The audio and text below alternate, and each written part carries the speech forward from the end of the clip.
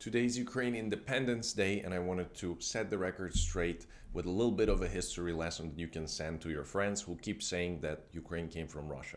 So back in the 9th century, long before Moscow was even on the map, Kievan Rus rose up, centered around Kiev. It wasn't just a city, it was the political, cultural, and religious hub of Europe. Then in 988, Prince Vladimir the Great made a game-changing move. He brought Christianity to Kievan Rus. That wasn't just a religious choice, it tied Kiev to Europe for centuries and shaped who Ukrainians are today. And here is a detail most people miss. The word Ukraine first showed up in 1187. 1187 in the Kievan Chronicle.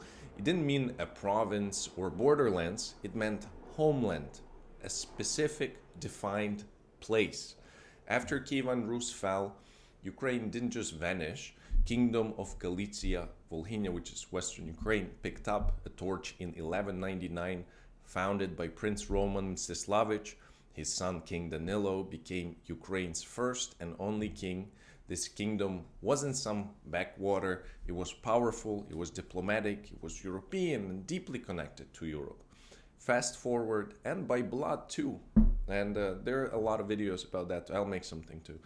Fast forward to 1648, the Cossacks rise up. It's my favorite part of the history. They create the Cossack Hetmanate, a semi-independent Ukrainian state. They had their own elected leader, their own army, their own taxes, their own foreign policy, and for decades they held their ground against Poland, the Ottomans, and the Muscovy. Then comes 1918. The Russian Empire collapses and Ukraine seizes the moment in Kiev. The Ukrainian People's Republic is born, democratic, parliamentary, based on universal suffrage. At the same time in the West, the Western Ukrainian People's Republic forms in Lviv, one of my favorite cities, and on January 22nd, 1919, they unite. One independent Ukrainian state.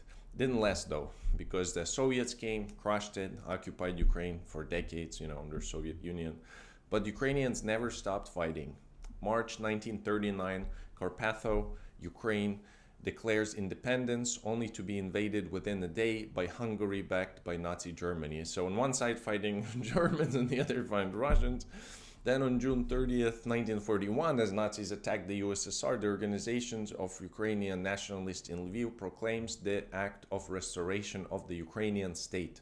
Another bold stand for freedom, even under impossible odds. And that's why in 1991, fast forward to now, to when I was born actually. I'm as old as Ukraine from 1991. When the world said Ukraine gained independence, we say this instead. We didn't gain independence, we restored it.